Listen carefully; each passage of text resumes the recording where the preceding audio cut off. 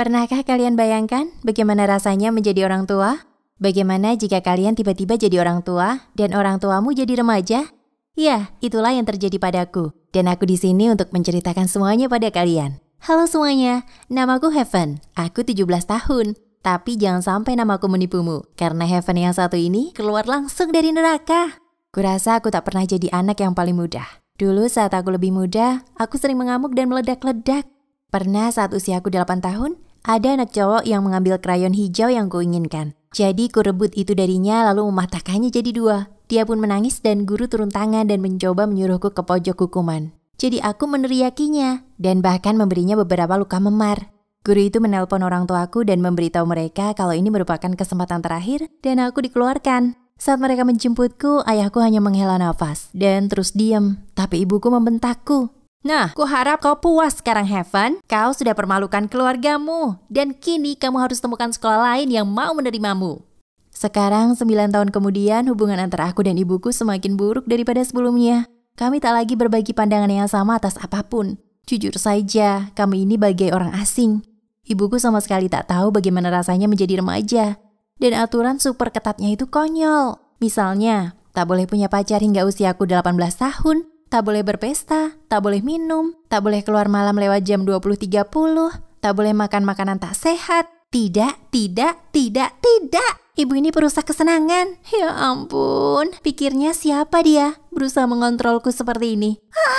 Aku jadi diri sendiri, berusaha mencari cara mengatasi aturan-aturan bodoh ini. Aku beralasan aku sedang ada acara menginap para cewek di rumah temanku Claira, lalu akhirnya pergi ke pesta. Kukatakan aku di klub setelah jam sekolah, padahal sebenarnya aku kencan dengan cowok. Ku buang bekal makan siang sehat yang dibuatkannya untukku ke sampah dan memesan burger berminyak dan banyak sekali kentang goreng keju sebagai gantinya. Aku benci kenyataan bahwa ibuku mengacaukan hidupku dengan semua aturan bodohnya. Dan ibuku benci kenyataan bahwa aku kurang menghargainya untuk menuruti aturan bodohnya. Karena hal ini kami sering berdebat, sering sekali. Dan adik laki-lakiku John dan ayahku sering mendapati diri mereka terjebak di tengah-tengah. Kurasa mereka tak tahan dengan suasana dingin di antara kami. Jadi pada akhirnya mereka menyiapkan sendiri acara jalan-jalan keluarga. Dan tentu saja itu tak perbaiki apapun. Aturan ibu masih berlaku bagi kami di taman, dan dia bahkan menghentikan aku yang sedang ngobrol dengan cowok tampan ini, dan berteriak padaku agar mengurus John. Aku tak berada di sana untuk jadi pembantu. Kemudian setibanya kami di rumah, dia memaksa aku membantunya masak makan malam. Jadi kutuangkan bir ayah dan saat kukira ibu tak melihat, aku meneguk sisa yang ada di kaleng. Tiba-tiba ibuku berteriak, "Kau pikir apa yang sedang kau lakukan? Kau ini masih terlalu muda untuk minum." Aku hanya memutar mata dan mengatakan, "Apa sih? Itu cuma seteguk. Jangan terlalu tegang. Kalau tidak, ibu akan jadi kismis tua keriput." Kemudian kulempar kaleng itu ke lantai dan berjalan pergi. Dia memberiku tatapan tajam, tapi aku tak peduli. Kenapa sih ibu ini? Serius sekali? Jadi saat kami semua duduk di meja untuk makan malam, bisa kurasakan ketegangan antara aku dan ibu. Ibu memberikan pada John sepiring penuh nugget ayam. Tapi dia memberiku sepiring penuh brokoli. Hiyak! Mana nuggetku? Aku bertanya. Ibu menjawab, "John anak yang dalam masa pertumbuhan. Tapi kamu perlu makan sayur, karena kamu agak gemukan." Beraninya dia. Aku bahkan tak gemuk. Nyatanya aku ini kurus sekali, sampai bisa jadi model. Jika seseorang perlu menjaga berat badannya, itu dia, bukan aku. Dia adalah orang yang memaksakan dirinya memakai jeans ketat tua miliknya. Jadi ku ambil piring brokoliku dan membuangnya ke sampah. Ibuku berdiri dan berkata, "Ya sudah, lapar saja. Lihat saja apa aku peduli. Dan kamu bisa membereskan piringmu sendiri mulai saat ini." Aku membentak kembali. "Konyol, tidak ada apapun di dalam perutku. Dan ibu memberiku tugas-tugas. Apa ini bukan kekerasan terhadap anak?" Tapi kemudian ayahku mengagetkan kami dengan memukulkan kepala tangannya ke meja. "Itu cukup, kalian berdua mulailah bersikap seperti orang dewasa." Kami berdua bergumam, "Maaf." Kemudian ayah mendapat ide gila. "Oke, jadi jika kalian berdua tidak bisa hidup harmonis, kenapa kalian tak bisa bertukar peran?" Ibu dan aku sedikit bingung. "Apa maksud ayah?" ujarku padanya.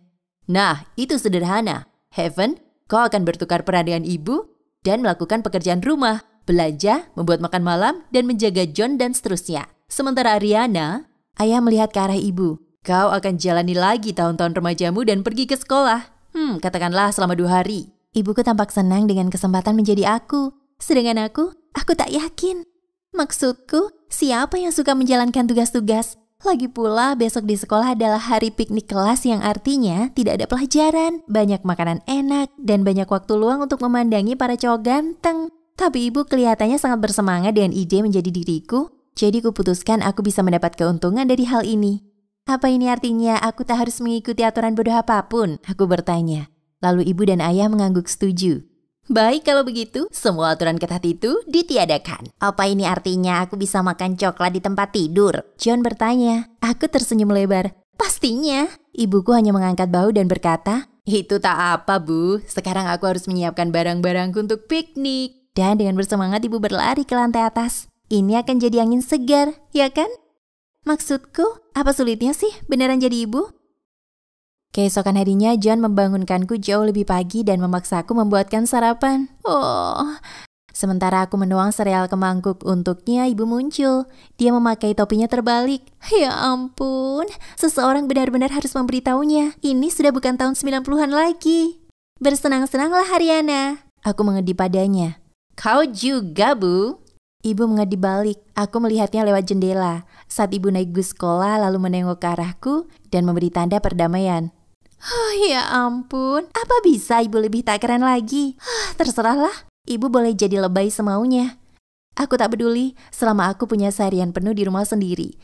Atau paling tidak sampai aku harus menjemput adikku dari sekolah. Aku tak mau repot-repot mengisi mesin pencuci piring dan kulangkahi tumpukan baju kotor. Lalu kuputuskan untuk menghabiskan waktu pagi di sofa, nonton chick flick dan mengecat kuku. Inilah kehidupan. Beberapa jam berlalu dan aku sangat bosan dan lapar. Jadi aku pergi ke dapur untuk mencari makanan. Tapi lemarinya kosong. Kemudian kuperhatikan ada daftar belanjaan dan sejumlah uang di atas meja. Dengan enggan aku jalan ke toko setempat. Tapi kuabaikan daftar itu dan membeli banyak sekali snack. Hei, aku kan ibunya. Jadi aku yang buat aturan. Pada akhirnya aku dapati diriku sendiri sangat bosan. Sampai aku akhirnya benar-benar mencuci baju. Aku tak begitu tahu apa yang kulakukan. Jadi kumasukkan semuanya ke mesin cuci, mengutak-atik tombol dan berharap yang terbaik. Kemudian ponselku berdering. Itu adalah Claira. Jadi ku jawab dan dia mengatakan, "Hei, kenapa ibumu yang di sini bukannya kamu?" Ku ceritakan padanya tentang pertukaran itu. Kemudian menanyakan ibuku sedang apa. Dia diam sejenak kemudian berkata, Ya pastinya ibumu sedang menikmati piknik ini. Malah dia menunjukkan ke Bu Puller keterampilan melukis dengan teknik dabbingnya. Apa? Ibuku melakukan dabbing? Yang sudah tak ada lagi seorang pun yang melakukannya. Dan di depan guru sains kuno kami. Apa ibu mencoba mempermalukanku? Terserahlah. Ibu bisa lanjutkan itu. Aku ada pekerjaan rumah yang harus kulakukan. Ya ampun, tugas-tugas apa ini? Sepertinya benar-benar tak ada habisnya. Di penghujung hari aku begitu kelelahan sampai aku memesan makanan untuk semua orang lalu terbaring di depan TV. Aku akhirnya punya pilihan untuk begadang, tapi aku tak punya tenaga untuk itu. Kemudian hari esoknya aku masih melakukan lebih banyak tugas rumah. Temanku Patrick mengirimiku sebuah foto. Itu adalah ibu. Dia memakai kostum pemandu sorak yang memperlihatkan perutnya. Apa? Ibu hanya sedang berada di pertandingan football biasa. Tak ada yang berdandan untuk itu. Ketika Patrick mengirimiku foto lain, di dalamnya ibu sedang memainkan rambutnya dan menyentuh bahu seorang atlet. Ya Tuhan, apa dia sedang menggodanya? Terserahlah. Aku tak punya waktu untuk ini. Aku harus menjemput John dari sekolah kemudian pergi ke toko kelontong membeli bahan untuk makan malam.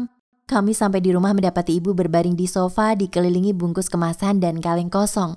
Melihat ini dia berkata, "Oh, kalian sudah kembali." Kukatakan pada John untuk pergi ke kamarnya, kemudian aku segera mendatangi ibu dan berkata, "Kenapa berantakan begini? Bersihkan." Dia hanya nyengir padaku, "Enggak, kau tak pernah bersih-bersih. Jadi kenapa aku harus melakukannya? Lagi pula kita sudah bertukar peran. Ingat." Dia menghabiskan birnya lalu bersendawa keras sebelum melemparkan kaleng ke kakiku lalu berjalan pergi. Ini sangat menyebalkan. Aku sudah merapikan ruang tamu sekali hari ini. Dan sekarang aku harus melakukannya lagi. Ibu sangat tidak adil. Kemudian saat akhirnya aku berhasil mendapat istirahat 5 menit dengan meminum coklat panas, suara dentuman keras datang dari lantai atas. Itu adalah musik ibu. Sangat keras sekali, sampai membuat langit-langitnya bergetar. Ya ampun, ibu amat menyebalkan. Lalu tiba-tiba aku sadar, beginilah aku berperilaku. Ibu hanya menjadi diriku. Jadi baiklah, kurasa aku agak sedikit kasar sesekali. Kurasa menjadi ibu tak semudah kelihatannya. Jadi kuputuskan untuk berdamai dengan membuat makan malam yang lezat. Tapi hanya ada satu masalah, aku tak bisa memasak. Bahkan terakhir kali aku mencoba masak, aku membuat crepe dan wajahnya terbakar. Jadi untuk alasan keamanan, ku minta Clara dan Patrick untuk membantuku. Mereka mengambil kelas masak, jadi mereka tahu apa yang harus dilakukan. Kami membuat sajian iga barbecue, burger, kue jagung, minuman anggur, dan untuk pencuci mulutnya, kue coklat lava dan pie blueberry. Aku bersumpah, makanannya tampak lezat. Aku ingin ngiler di atasnya. Ibu turun di bawah mengunyah permen karetnya dan melihat-lihat ponselnya. Tapi kemudian dia melihat makanan itu dan tergagap. Bagaimana kau bisa membuat semua ini? Aku bahkan tak bisa membuat makanan sebanyak ini. Aku hanya mengangkat bahu dan berkata, aku dapat sedikit bantuan dari temanku, tak masalah. Kemudian aku berhenti di depan ibuku dan berkata, aku minta maaf kalau selama ini aku jadi anak nakal. Aku tahu ibu melakukan banyak hal untukku dan aku janji akan bersikap lebih baik sejak saat ini. Ibuku mulai menangis dan berkata, aku juga minta maaf. Aku tahu tak mudah menjalani usiamu. Aku tak bisa mengikuti tren. Kukira dabbing itu populer. Pokoknya, mulai sekarang aku akan adil padamu. Dan kita akan bersenang-senang bersama. Setelah itu kami berpelukan.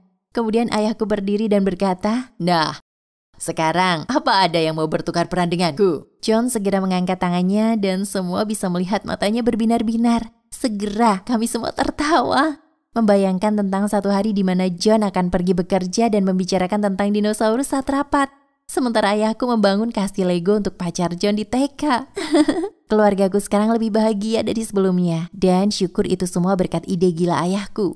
Kalian tak boleh tidak menghormati orang tua kalian. Kalau tidak, kalian bisa saja mendapati diri kalian menjalani kehidupan mereka. Sungguhan, dan percayalah padaku. Aku akan menuruti semua aturan ketat dan menjadi orang tua cerewet setiap hari jika pilihannya adalah belanja kebutuhan dan tugas-tugas rumah.